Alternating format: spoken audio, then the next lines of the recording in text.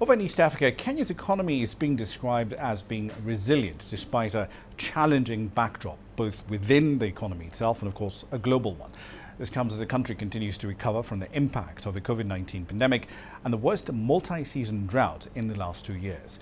Kenya's growth is being forecast at around 5% in 2024 amid the ongoing adjustment to fiscal policies. The Kenyan shilling has also strengthened a fair bit in a rally against the American dollar after dollar demand was managed in part by the issuance of a new Eurobond due in 2031 to partially offset one that was due at the end of June worth $2 billion. Now, the monetary unit has also been supported by foreign direct investment inflows, investors coming into emerging markets and growing forex remittances and an increased volumes of key exports, especially things like tea. At the same time, analysts expect that the country's budget for the 2024-2025 fiscal year will actually go up in a bid to fund the bottom-up economic transformation agenda. Expenditure is forecast to stand at least $31.2 billion despite the country's president indicating that he wants to cut that by about $3 to $4 billion. Let's dig a little deeper into the details of what you can expect as far as tax policy is concerned moving forward. Ann Magondu is a senior manager in tax advisory at Ernst Young's Kenyan unit. She's joining us live on the program tonight. Ann, thank you very much for your time this evening. So the tax target for the next fiscal year, the one that starts in July, is around 2.9 trillion shillings, $31 billion. But given the state is on course to miss the tax collection target for this fiscal year, how can that 2.9 trillion shilling target be hit without damaging Kenya's competitiveness as an investment destination? Thank you so much, Ram. I hope you can hear me. Yes, I can. Please go ahead. Yeah, thank you so much. Of course, you have a very ambitious budget target for revenue for this year, but I'm sure we will be able to get somewhere.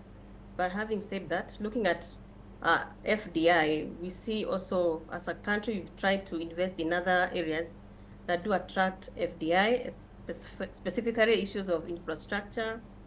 We have a good labor market. Also, we have a good, political stability. But in terms of taxes, I do not see how that would negate the president's aim to have more revenue. So in terms of increasing the revenue for the country, there are key areas that the government can look into. And the key one, the first one basically is enhancing tax compliance. Of course, maybe you've heard that we had challenges in terms of the number of taxpayers that we have there. But of course, in terms of tax compliance, what comes first is the trust that the government needs to build with the taxpayers. Because looking at other countries, for instance, Denmark, they do have a very high tax revenue ratio to GDP. And what is seen there is that the trust that the people have to the government is very, very high. So in as much as we want to raise revenues, we call upon the government again to ensure that there's that trust that is built. Then, of course, so much is happening from the tax space, not necessarily local, even globally. We have tax measures that are coming all the way from the global big players. Indeed, we're talking about the global minimum rates for corporate income tax, aren't we? Yeah. So you find we have issues to do with taxing the digital economy, issues to do with targeting the multinationals. So those areas that the government can also take as measures to increase the tax. Let me just bring it back down to one of the key things that was introduced in the current Finance Act, ETIMS, the electronic tax invoice management system. It's been cited as this one key way of expanding the tax net into hard to tax areas in the past, including agriculture. It's 30% of GDP, about 40% of employment. And by its very nature, it tends to be very, very informal. But we've both seen it's run into fierce opposition among farmers in some parts of the country. Avocado farmers in central Kenya are saying, absolutely not, we're not engaging in this. Cane farmers in western Kenya saying pretty much the exact same thing. Is the extra compliance burden that ETIMS introduces, is it actually worth the potential tax yield? Well, it has both sides of it, the bad and the good.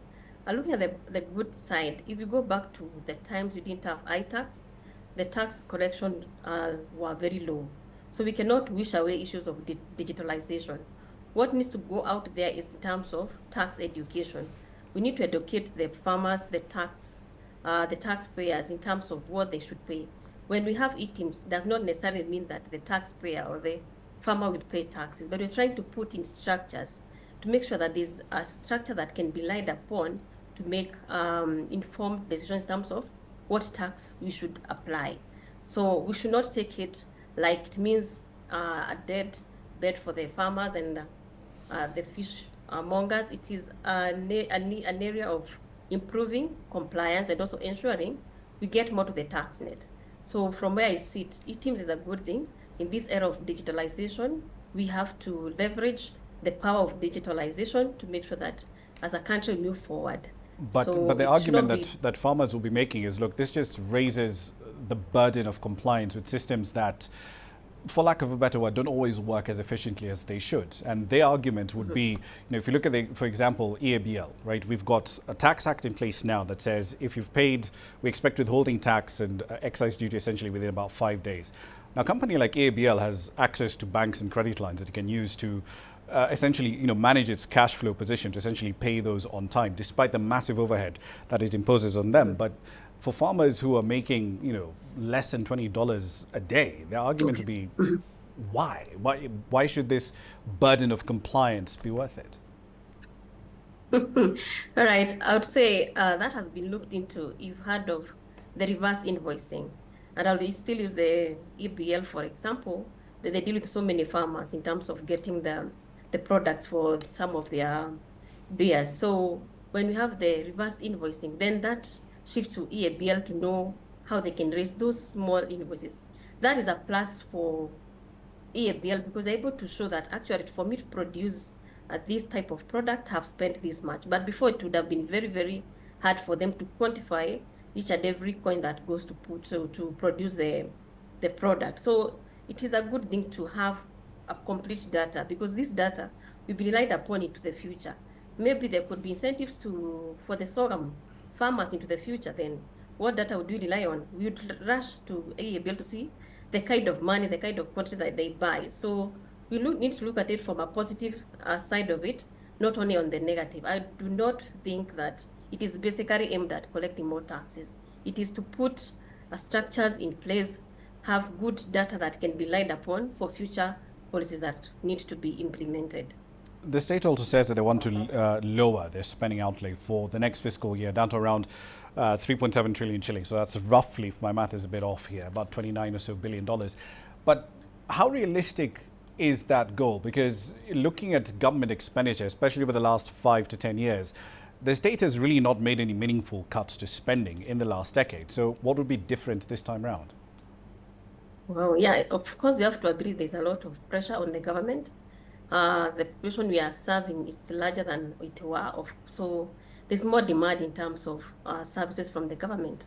But having said that, we need to look at it from a household where we stay. You need to have proper priorities. We need just to put our priorities in order, and again, try to see where areas of leakages, where maybe revenues are leaking out, and try also to reduce the duplications.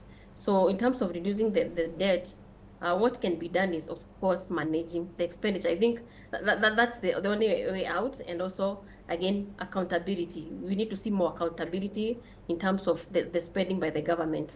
That's where then we will have lower debts. And then, of course, where we have debts already, we need maybe to negotiate in terms of if it impacts our cash flow so much, then we may need to negotiate because as we speak right now, the local borrowing is so high, which is leading to very high interest rates and also lack of monies for the SMEs. They are not able to borrow from the banks because the government is taking so much in terms of local borrowing. So how to go about this is managing our expenditures. Yeah. Indeed, and of course, just for context for our viewers, the total amount that we're going to be spending on debt service, or consolidated fund services, of which debt service is a massive component, is about 1.2 trillion Kenyan shillings, so roughly 9 or so billion US dollars. One last question for you, Anne, if I may, and I know this is slightly out of your wheelhouse, but the presentation that you and your colleagues made earlier today also argued that you see consolidation as a potential growth path for the banking sector, but how much room there do we have for consolidation in the banking sector as a growth vector? Because if you look at where the deposits and the sector assets are concentrated, it's largely just the top 6, even though we've got 38 banks in the country. Yeah, I get. So basically, we have to appreciate the power of synergies, because you're saying in as much as we have the big players up there, we also have small players who are struggling.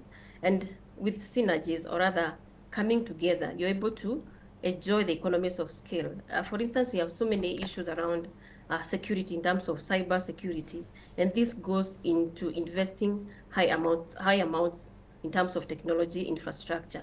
So we foresee if these smaller players are able to come in together, they would enjoy the economies of scale.